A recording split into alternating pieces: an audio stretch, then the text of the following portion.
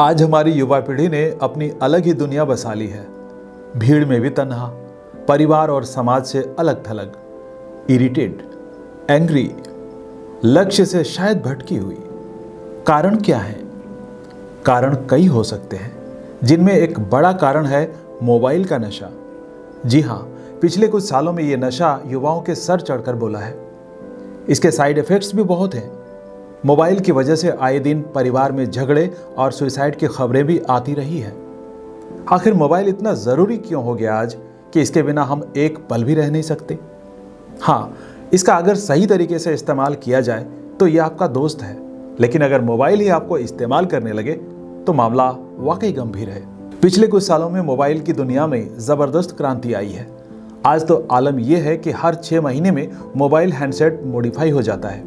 इसके अलावा टेलीकॉम कंपनियों ने इंटरनेट डाटा मुफ्त देने का जो प्रचलन बढ़ाया है, उससे मोबाइल अब एक दूसरे से बात करने का सिर्फ माध्यम ही नहीं, बल्कि मल्टी यूज गैजेट बनकर रह गया है। अब लोग घंटों मोबाइल का इस्तेमाल करने लगे हैं। इनमें युवाओं की संख्या सबसे अधिक है। भारत में 18 से 34 साल के 37% लोग स्मार्टफोन इस्तेमाल करते हैं, जबकि 50 साल से ज्यादा उम्र के सिर्फ 8% लोगों के पास स्मार्टफोन है।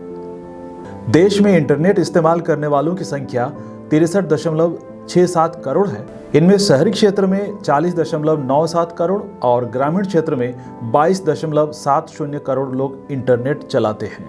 अब आइए मोबाइल इस्तेमाल के साइड इफेक्ट्स के बारे में कुछ जरूरी बातें जान लेते हैं। आपको ये जानकर हैरानी होगी कि मोबाइल का ज्यादा इस्तेमाल आपके सर दर्द, थकान, बेचैनी, शारीरिक कमजोरी और नींद न आने की वजह बन सकती है। क्या आपको मालूम है कि ज़्यादा समय तक आप मोबाइल देख रहे हैं तो आपके और मोबाइल के बीच कितनी दूरी होनी चाहिए? इतनी कि जिससे आपकी आंखों पर ज़्यादा जोर न पड़े। WHO यानी विश्व स्वास्थ्य संगठन की रिपोर्ट के अनुसार रोज़ आधे घंटे या उससे ज़्यादा मोबाइल का इस्तेमाल करने पर 8 से 10 सालों में ब्रेन ट्यूमर की आशंका 200 से 400% बढ़ जाती है। एक्सपर्ट्स के मुताबिक दिन भर में 24 से 30 मिनट फोन से बात करना अच्छी सेहत के लिहाज से अच्छा रहता है। रोजाना 50 मिनट तक लगातार मोबाइल का इस्तेमाल करने से दिमाग की कोशिकाओं यानी सेल्स को नुकसान पहुंच सकता है। आज तो यह हर परिवार में आम हो गया है कि छोटे बच्चे भी इसे एक खिलौना समझने लगे हैं और उन्हें बहलाने के लिए हम उन्हें तुरंत मोबाइल पकड़ा देते हैं। वह इसके इस्तेमाल गेम्स खेलने के लिए करते हैं। वे चूंकि भावनात्मक रूप से कमजोर होते हैं, ऐसे में हिंसक गेम्स बच्चों में आक्रामकता को बढ़ावा देते हैं। एक रिसर्च के अनुसार मोबाइल रेडिएशन से लंबे समय के बाद प्रजनन की क्षमता में कमी आती है और मिसकैरेज की आशंका भी हो सकती है। स्मार्टफोन की लत को नोमोफोबिया कहते हैं। ये इस बात का डर यानी फोबिया है कि कहीं मेरा फोन खो न जाए, हमें उसके बिना रहना न पड़ जाए। आज ज्यादातर लोगों में यह बीमारी देखी जा सकती है। लगता है जैसे मोबाइल के बिना दिल की धड़कन ही हमारी रुक जाएगी। मोबाइल का इस्तेमाल अगर नॉलेज गेन करने और हेल्दी एंटरटेनमेंट के लिए किया जाए तो ठीक है। आज इसका बड़े पैमाने पर लेकिन गलत इस्तेमाल हो रहा है, जो चिंता का विषय है। तो मोबाइल का इस्तेमाल खासकर युवा वर्ग कैसे करें? कैसे बनाए अपना लाइफ स्टाइल? क्या बनाए जीवन का लक्ष्य?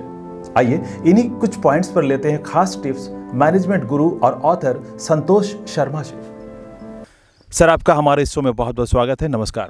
धन्यवाद शशांक जी। जो भी यूथ हैं आज, जो बहुत ज़्यादा स्ट्रेस में रहते हैं, बहुत बिजी रहते हैं, रात भर सोते नहीं, मोबाइल पे लगे रहते हैं, उन्हें लगता है मैं क्या करूं, कुछ सोचता नहीं है और दोष ज़माने को देते हैं या कुछ भी कहें, उनके लिए आपका क्या मैसेज है? मेरा मैसेज बहुत ही सिंपल है कि जब हम लोग जन्म लिए थे तो हम लोग मोबाइल लेके जन्म नहीं लिए थे। तो मोबाइल एक गैजेट है, हमें समझना चाहिए कि हमें उसको यूज़ करना है। जब मोबाइल हमें यूज़ करने लगता है तब प्रॉब्लम चालू हो जाती है। तो हमें ये समझना है कि लाइफ क्या है। और आजकल के बच्चे जब वो मिट्टी से जुड़े रहते हैं, जब वो लोगों के साथ काम करते हैं, यहाँ पे सोशल प्रोजेक्ट्स जब वो करने आते हैं तो उनको लाइफ के बारे में ज़्यादा समझ में आता है। तो मैं यही कहूँगा कि आप कुछ समय अपने आप के लिए दो, अपने लिए कुछ अपॉइंटमेंट दो, अपने समय सोचो आप कि आप हो कौन, व्हाट इज़ योर ऑब्जेक्टिव, आप क्या करना चाह रहे हो, और खुश रहो। सबसे बड़ी बात है कि आपको छोटी छोटी चीज़ों में खुशी देखनी चाहिए। आपको छोटी छोटी चीज़ों में आपको ये देखना चाहिए कि हम कैसे इसको और अच्छा कर सकें।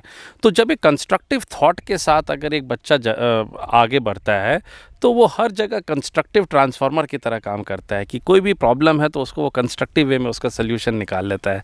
कोई भी दुखी है तो उसको एक कंस्ट्रक्टिव काम करके थोड़ा सा उसके चेहरे पे हंसी दे देता है। तो ये जो कंस्ट्रक्टिव जो सोच है, ये हमें बच्चों में डालना चाहिए। और ये जो कंस्ट्रक्टिव सोच हमारा नेचुरल है, हम गैजेट्स और ये मोबाइल और इसमें भूल गए हैं।